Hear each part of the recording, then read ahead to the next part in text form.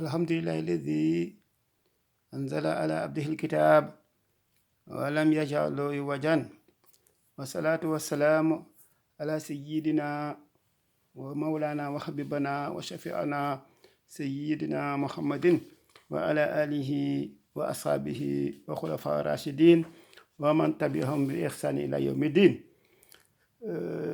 ñu ngi dellu si waat ci guddi àjjuma bi le 18 juin 2020 waaw mu tombeek le 26 Chawal waaw 1441 hijriyen waaw tey dañuy indi rek ci benn miracle historique du Coran maanaam la conservation du corps de Firawna waaw par momification waaw te Firawna boobu ñu xam ni rek mooy Ramsès II waaw parce que Firawna yi dañoo bari. François Mitterrand bi mu ñëwee ci pouvoir bi en 1981 vers la fin des années 80 France dafa ñaanoon Égypte pour mu accueillir la momie de Firawna. Alors ñu transférer le corps du plus grand tyran que la terre ait connu waaw. Le chef des chirurgiens ci jamono boobu c'était le principal responsable de la momie moo doon Maurice Bucaille waaw Maurice Bucaille. Chercheurs yi ils étaient intéressés par la restauration de la momie waaw ñu defaraat ko ba mu gën a jekk bien que mënuñ ko def mu jekk parce que Firawna ko bon la woon. Pendant que l'attention de Maurice Bucaille était de découvrir comment est mort Firawna waaw ñi ca des ñi ñoom leneen la ñuy yittile woon moom nan la deewee waaw. moo tax mu ne waaw le corps de Ramsès II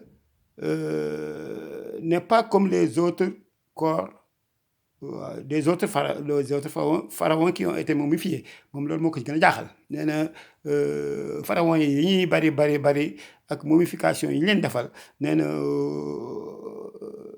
Ramsès II Firawna boobu bi yonent yàlla Moussa nee na boobu moo ko ci gën a jaaxal parce que nuróo lañ ci des yëpp waaw. léegi nag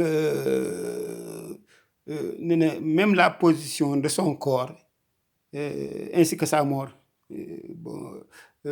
c'est étrange sont étranges waaw. Chercheurs yi dañoo mujj waaru ci borom bi ñuy dindi les ligaments mooy bandage yi nga xam ne moom lañ ko defoon bu ñu leen di momifier waaw. À ce moment-là dañuy wax ni rek sa main gauche fut projetée vers l'avant waaw te loolu tamit lu ko jaaxaloon la. léegi le professeur Maurice Bucaille ay guddi mënul nelaw ndax xalaat waaw si li mu gis ci des résidus de sel atmosphérique sur le corps de Pharaon waaw parce que da cee gis ay desitu xorom waaw ci yaram ba léegi ça fait kañ la woon plus de 3000 ans waaw mais biñ koy découvrir moom taxu ko yàgg lool waaw nee na encore li mu gis ci yaramu Firawna yax yëpp dafa tojant waaw te amul déchirement waaw yax yi toj na ci biir yaram bi mais amul fenn fu mu xotteeku waaw loolu tamit bokkoon na ci li ko jaaxal waaw. moo tax bi mu gisee loolu ne c'était une preuve que le pharaon était mort noyé waaw que ses os étaient fracturés uniquement par la forte compression d'eau waaw et son corps fut repêché de la mer. xam nga ñaari géej yàlla xaaj ko mu nekk ñaar ba ñoom yonent yàlla Moussa jaar ñoom Firawna yàlla boole ñaari géej yi doole boobu mu àndal waaw moo leen fracassé ñoom ñëpp ils étaient engloutis voilà moo tax Maurice Bucaille dafa doon interroger wu ne comment le corps waaw comment le corps est resté plus intact que les autres malgré qu'il a été repêché de la mer waaw am ay points d'interrogation yu dul jeex waaye jullit bi moom gëstu alxuraan rek amul benn point d'interrogation ndax lépp leer na alxuraan indi na lépp waaw. Si le Maurice Bucaille nag defee son rapport final sur ce qu'il a pensé être une grande découverte waaw parce que dafa ne woon loolu moom dina ci gis dina ci jëlee njàngat. waaye nag dafa mujj bind rek ne c'est le rêve d'un scoop. waaw scoop mooy li nga xam ne rek benn média wala benn doomu aadama kenn mosu ko wax wala mosu ko def. voilà mu ngoog moo tax jusqu'à rek kenn daal di koy quelqu'un lui murmura à l'oreille wax ko ni ne vous précipitez pas bul yàkkamti continuer li ngay gëstu rek waaye nga bañ a yàkkamti. waaw te parce que musulman yi xam nañu Firawna nu ko yàlla faagaagalee xam nañu histoire bi yëpp. waaw léegi loolu ça fait plus de 14 siècles.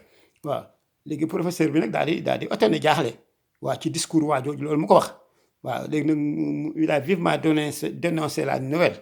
waaw dafa ni loolu mu mënul nekk. waaw une telle découverte waaw ne pouvait être connue que par une connaissance de l'évolution de la science moderne et des périphériques informatiques modernes par le biais de haute précision. bon mu noonu nee na moom loolu la ko gisee. waaw la momie nag fut découverte en 1898. waaw léegi perplexe mooy muy déngi xamul daal ci li mu nekk. waaw professeur se demandait comment cela peut-il être possible. lii lan la mën na possible. l'humanité tout entière et pas seulement les Arabes ne savaient rien sur l'ancien Égypte. waaw et les corps momifiés des pharaons. Seulement il y a quelques décennies. waaw loolu la wax mais moom xamul ni borom bi subhaanahu wa taala wax na ko ci Alxuraan ne leen wa maa utiitum min ilmin illaa qaliilaa. waaw ma joxuma leen xam-xam lu néew. waaw Maurice Bucaille benn jour mu toog assis le soir en regardant le cadavre de Firawna. waaw muy wax ni nan la waaw comment est-ce possible. waaw bon mu xalaat li ko waa ji xaritam boobu wax. waaw di wax ni toog na daal di xalaat li ko waa ji di wax li ko waa ji wax. bon ba te le Coran a parlé de la survie de cet organisme après la noyade. waaw bien que la Torah parle juste seulement de Firawna noyé lors de la poursuite de Moïse alayhi salatu wassalam, sans évoquer la destinée de son corps. waaw Torah wax na mu Firawna dafay lab. waaw mais nag fa lañ yem. waaw xamuñu chute bi waaw la ca tegu. waaw léegi nag il était préoccupé muy wax ni est-ce possible que ce soit le corps de Firawna en face de moi qui poursuivait Moïse. waaw kii est-ce que mooy ki nga xam ni moo sonaloon Moïse. waaw moo tax mu ne est-il possible que Mohammed sallallahu alayhi wa sallam ñun dañ ko ciy def. waaw nee na connaissait ce fait depuis des millénaires. loolu est-ce que possible na. waaw dafa xamul. waaw parce que yàlla mooy wax ak moom wax yantiqu anil hawaa in huwa illaa wahyun yuuhaa. waaw léegi nag il fut incapable de dormir la nuit. waaw mu laaj tawret ñu indil ko mooy tawret c'est l'Ancien Testament. waaw wala Nouveau Testament mooy c'est l'Injil. waaw léegi nag il se mit à le lire. waaw ci benn passage l'eau a recouvert toute l'armée de Pharaon qui pourchassait Moïse et tout le monde fut englouti. waaw léegi bu ngoog ndox mi dafa mujj faagaagal ñum ñëpp Firawna ak ñoom Haamaan ak ñamu amoon. waaw Maurice Bucaille il est resté perplexe. waaw du Bible du Torah benn moom mentionné la destinée du corps de Pharaon moom loolu ma ko ci jaaxal. waaw après la restauration de la momie nag la France remit la momie à l'Égypte. waaw delloo ko Égypte. waaw Maurice Bucaille nag noppaluwul. waaw Strum daal il était traumatisé parce que dafa mujj di pousser constamment. waaw il pensait constamment à la révélation du Coran concernant Pharaon. waaw Firawna. waaw ak ay bagaasam ak mu takk ay bagaasam rek dem dans les pays musulmans pour rencontrer un certain nombre de scientifiques d'anatomie. waaw parce que ñooñu ay naataangoom. waaw il leur parla de sa découverte sur la destinée du corps de Pharaon et les circonstances incroyables de sa mort. À ce moment-là rek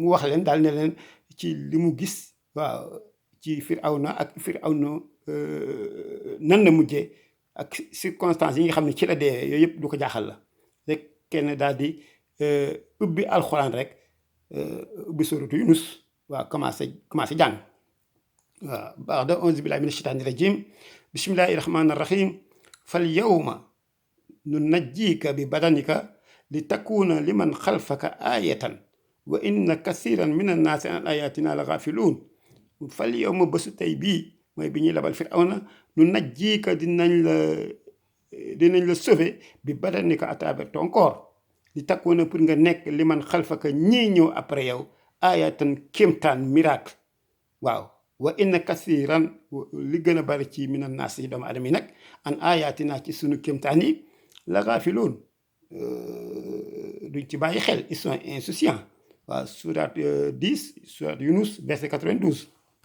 waaw impact verset bi nag daal di secouer Maurice Bucaille booba yàlla koy bëgg a baaxee rek xam nga yàlla moom bu la bëggee baaxee rek noonu la affaire bi secouer ko nag léegi mu daal di jóg devant l'auditoire fu mu toogoon noonu rek daal di yuuxu ci kaw ne je crois en l'islam je crois au Coran waaw léegi mu daal di dellu France avec un esprit nag tout à fait différent waaw parce que bële gëmul woon alxuraan peut-être bu gëmoon yàlla sax demeewul noonu mais léegi gëm na yàlla gëm na alxuraan waaw durant 10 ans nag amul benn préoccupation lu dul rek muy comptabiliser les faits scientifiques et la version coranique léegi nag di pour chercher ba xam am na contradiction wala amul contradiction da ngay gis loolu 10 ans waaw waaye gisu ci benn contradiction parce que téere yàlla bi mu amul contradiction waaw doomu aadama mooy nekk en contradiction avec le Coran mais le Coran n'est pas en contradiction avec l'humanité voilà mu ngoog moo tax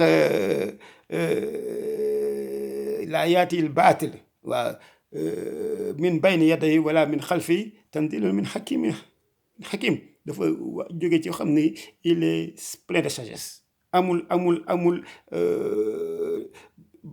lu neen du ko dikkee ni droite ni gauche waaw léegi nag le fruit de ces années passées mu ngoog mu bind ci benn livre bu ñuy wax benn livre boo xam ne dafa secouer tous les scientifiques des pays occidentaux waaw te mu tuddee ko la Bible le Coran et la science waaw livre boobu ku ko mën a am boo ko jàngee waaye di nga ci gis di nga ci la xam-xam waaw di nga ci la xam yàlla na yàlla defal ñu sutura defal ñu jàmm defal leen ko te defal ñu fekkeek tal waaw fekkeek tal ak dégg ak topp waaw loolu moom duma dañ di ko wax ñaan yàlla defal ñu loolu parce que dégg yomb na mais topp ko jafe waaw allazina yastami'una al-qawla wa yattabi'una ahsanahu ulaika allazina hadahumullahu wa ulaika humul albab albirru la yabla wa zanbu la yunsa wa dayawanu la yamut if'al ma shi'ta wa kama tudinu dana wal aqibatu lil muttaqin fi amanillah